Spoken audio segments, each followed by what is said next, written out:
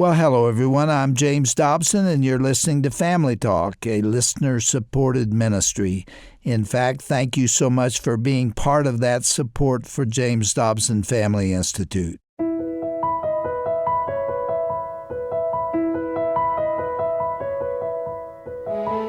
Well, welcome to Family Talk. I'm Roger Marsh. Today we're continuing Dr. James Dobson's classic interview with the late Diane Passno about her book called Feminism, Mystique or Mistake. Diane passed away earlier this year, this past April, at the age of 79. Prior to that, she met Dr. Dobson when she served as Focus on the Family's first female vice president for over 27 years. Now, in part one of their conversation, Diane shared her own journey from embracing feminism as a student at UCLA in the 1960s to questioning its core assumptions. She explained how what began as a Christian movement, advocating for basic women's rights, had transformed into something very different, something that often dismisses the value of motherhood and marriage while promoting an agenda that can often leave women feeling confused and unfulfilled. Today we're going to hear the rest of this important conversation, but first, let's listen in now as Dr. Dobson sets the stage for today's discussion. We're going to hear the second half of an interview that is controversial and that other programs might not be willing to talk about or deal with. This one focuses on the subject of the women's movement and a book that was written by Diane Passno called Feminism, Mystique or Mistake. And in that book and on this program, she shared her view of the modern feminist movement in a very critical way and how it has really failed women. You know, truth is unity, and when you get it right, there will not be a contradiction within it because it all comes from the Creator Himself. And I think there are principles in the Scriptures that we need to look at before we swallow, all of the ideas and concepts that came along in the late 60s and 70s and are still very much with us today, having to do with the roles of women and how they should see themselves. Those insights from Dr. Dobson set the stage perfectly for what we're about to hear today here on Family Talk. Now, what makes this program especially powerful is that during the original recording, the audience contained a large group of college-age students. Today, we're going to hear many of the thoughtful questions that they had for Diane, questions that reveal the real struggles young women face as they navigate cultural pressures and seek God's will for their lives. So let's kick off this important discussion with a question from the audience.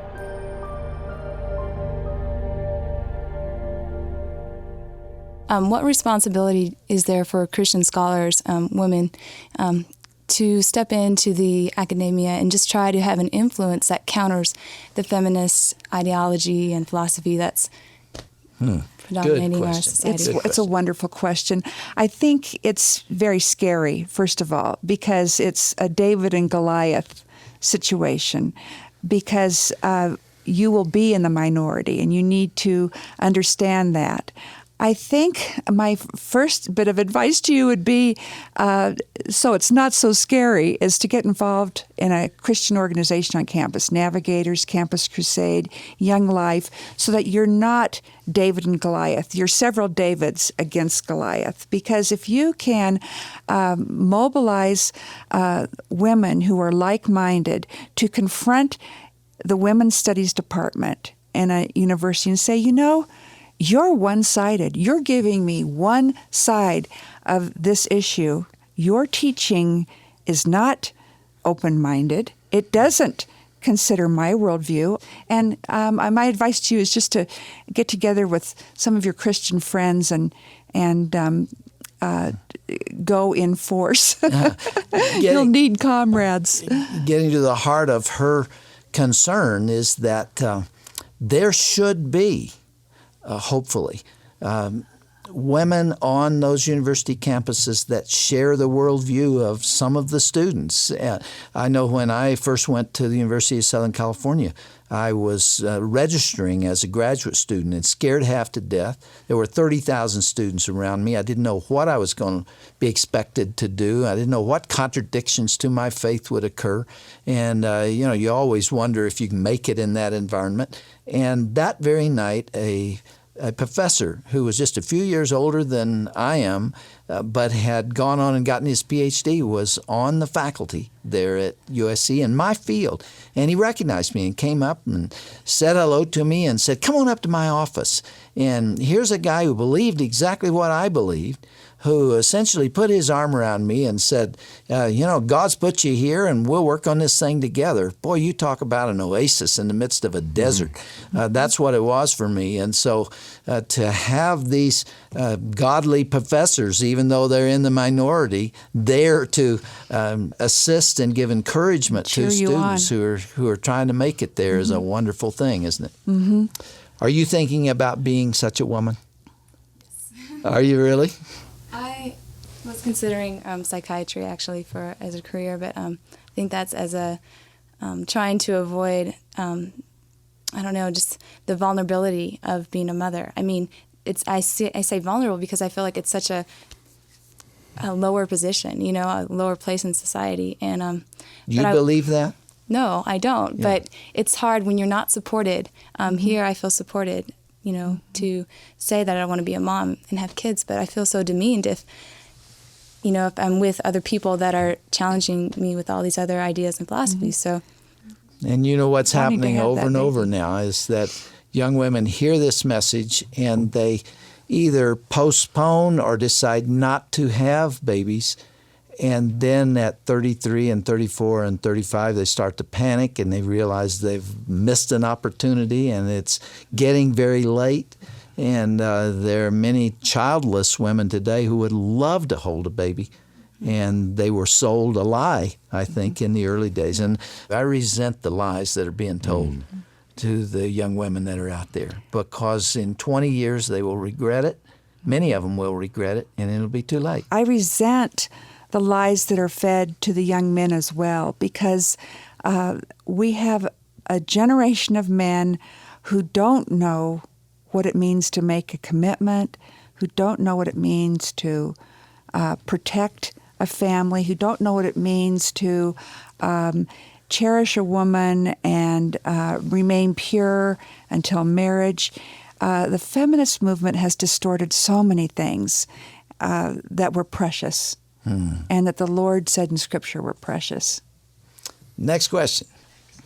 My question is, what can men in today's society do to reestablish the roles of men and women in society as they were intended by God?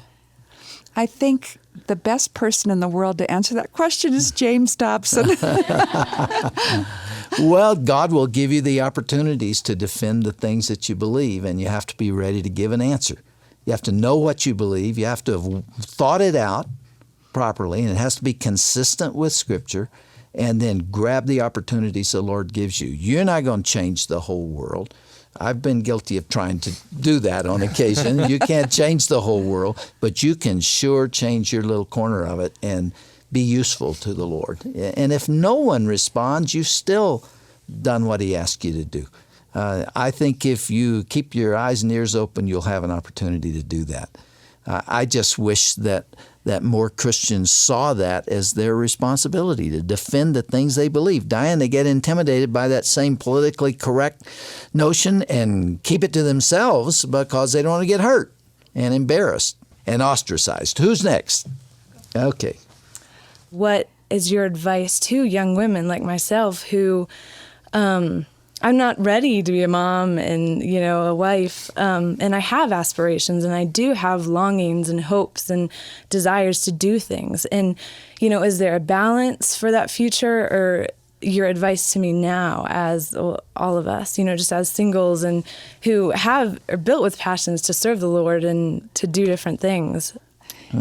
Good question. Yes, it's wonderful. You have opportunities that women of my era never had, and so I can totally understand when you say I'm really not ready for marriage. I don't even have a boyfriend, and actually, I'm really looking forward to taking my education and having a great career.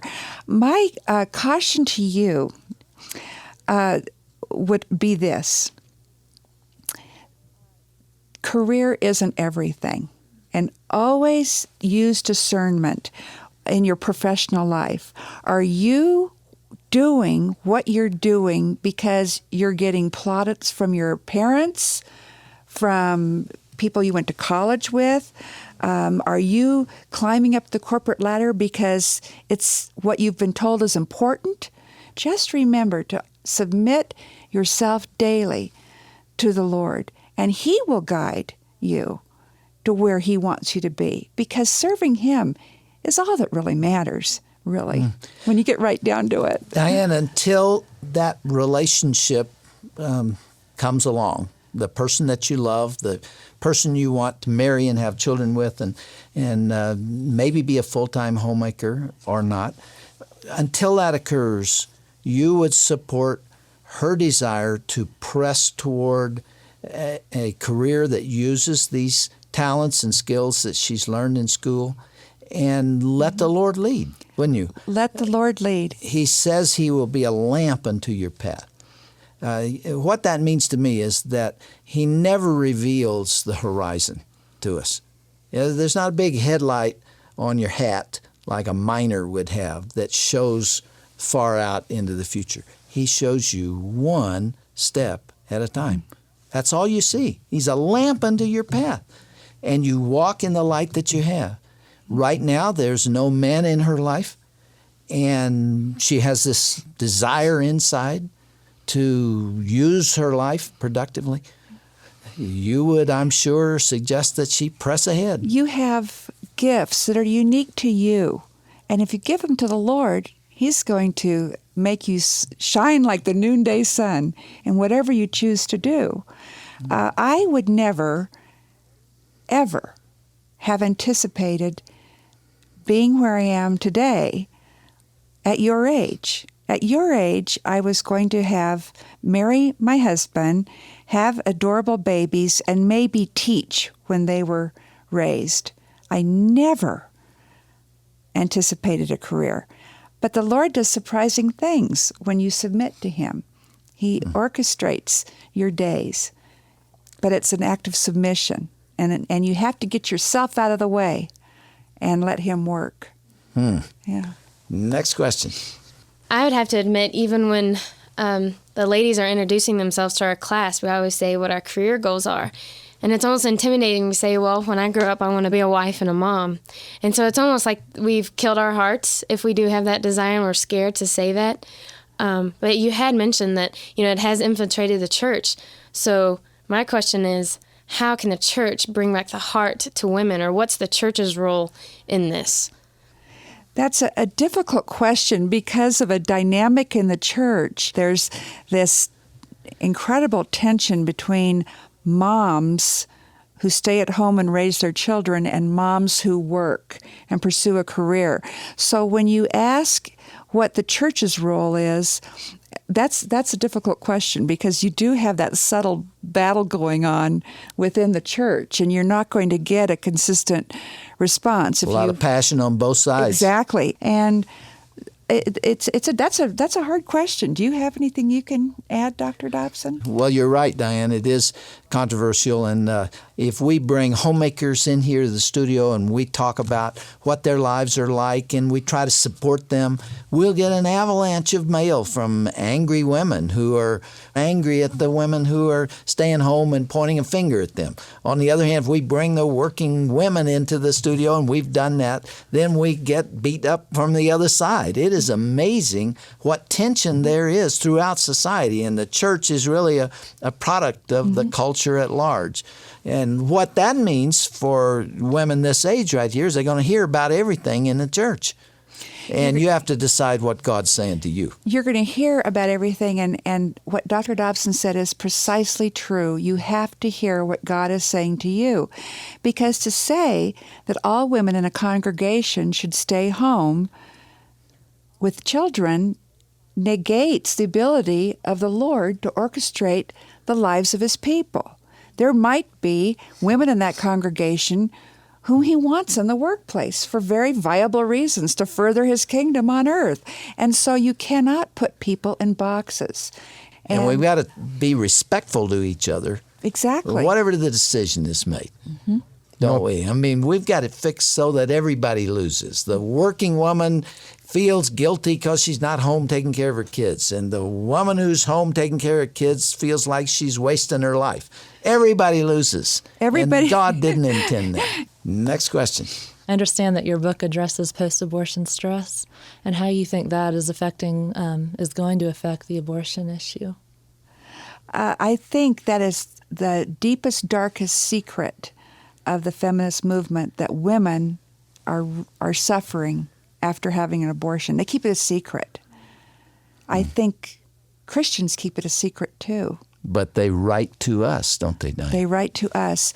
And Christians who work in crisis pregnancy centers, who are running post-abortion trauma classes, are seeing women now who had abortions back in the 70s when it was first made legal, and they are still suffering the after effects emotionally from that experience. But it's a secret.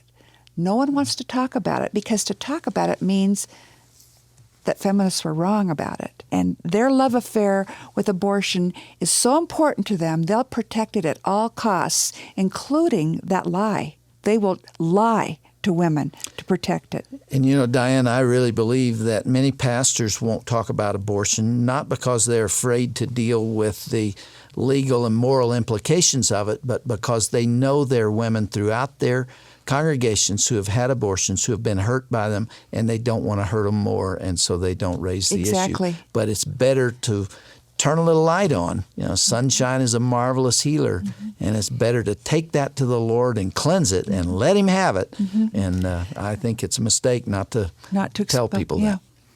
Next question. My concern is similar to Katie's in that I have a strong desire right now to pursue a career and to pursue higher education. And my question is, I wondered if you had any practical advice for a woman, a Christian woman in the workplace, on how to actively and even confidently pursue a career without falling into the trap of the feminist mentality, or or to even be associated with that, because it can be so destructive. I think the most miserable women who I've ever worked with are those who accept what feminists say is important in the workplace and make that what's important to them. And I'll give you an example. There are young women who come to work, and their measure of success is how quickly they can climb the corporate ladder and how quickly they can get into supervisor and managerial positions, because that to them is success. And that is not success as measured by the Lord.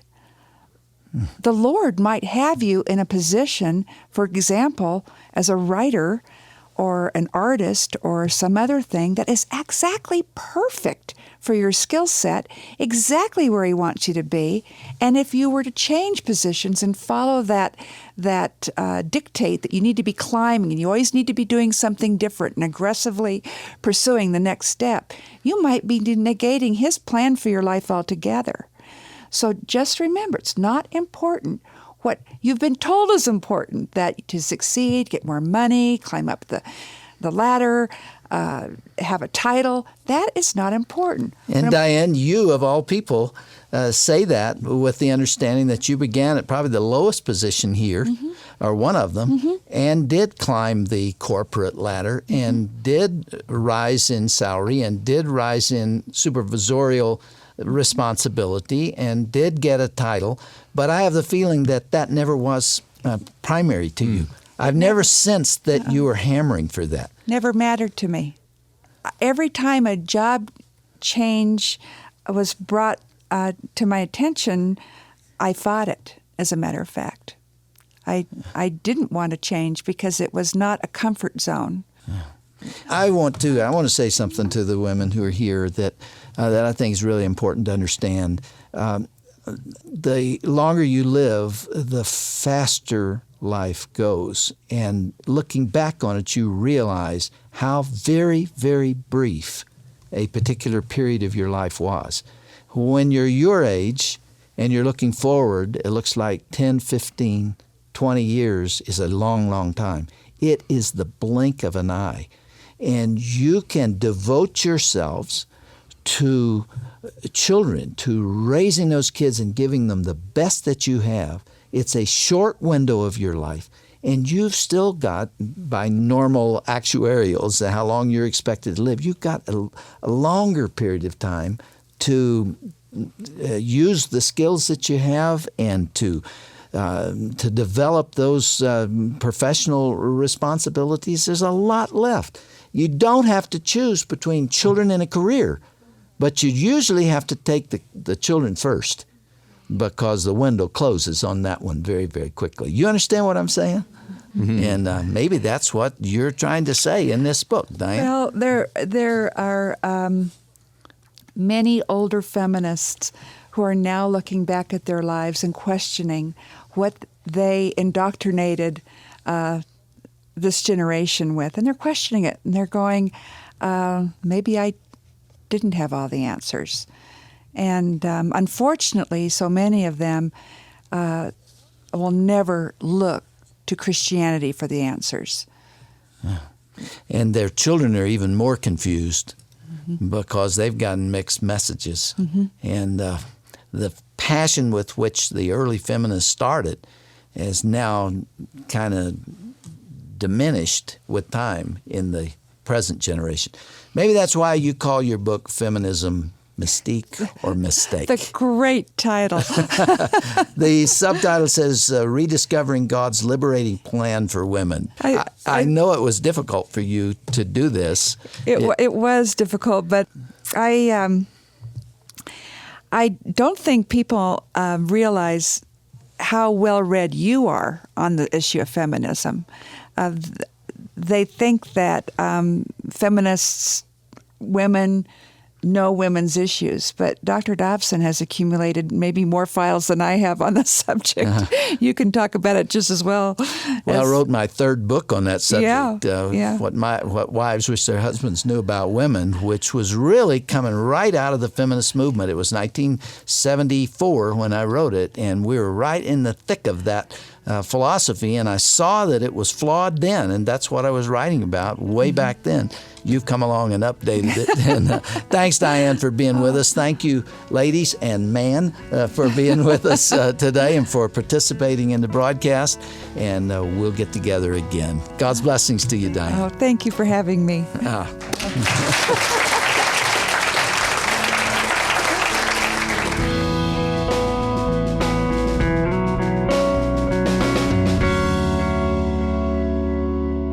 Well, it is such a privilege to listen in on that conversation and the honest questions from these college students. Well, you could really hear the tension they were feeling, wanting to follow God's plan for their lives while facing pressure from a culture that often dismisses traditional values.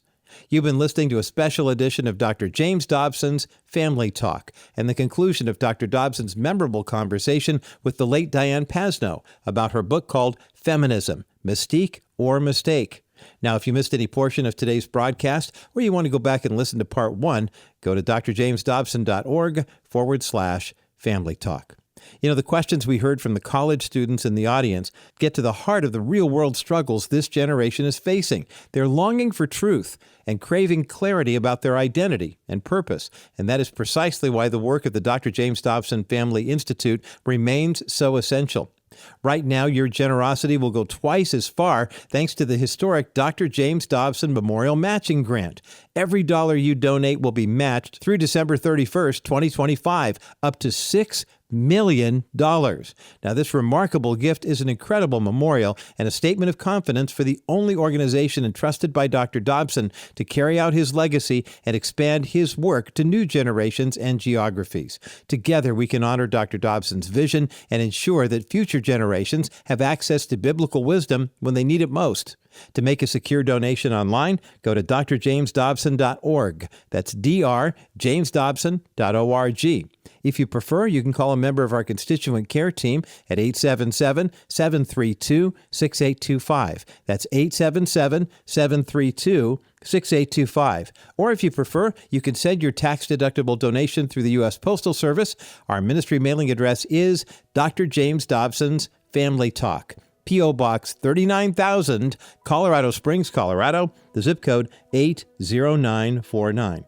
Once again, our ministry mailing address is Dr. James Dobson's Family Talk, or you could just use the initials JDFI for short. P.O. Box 39000, Colorado Springs, Colorado, the zip code 80949. Well, I'm Roger Marsh, and on behalf of all of us here at the James Dobson Family Institute and the broadcast division, which is Family Talk, thanks so much for listening today. Be sure to join us again next time right here for another edition of Dr. James Dobson's Family Talk, the voice you can still trust for the family you love.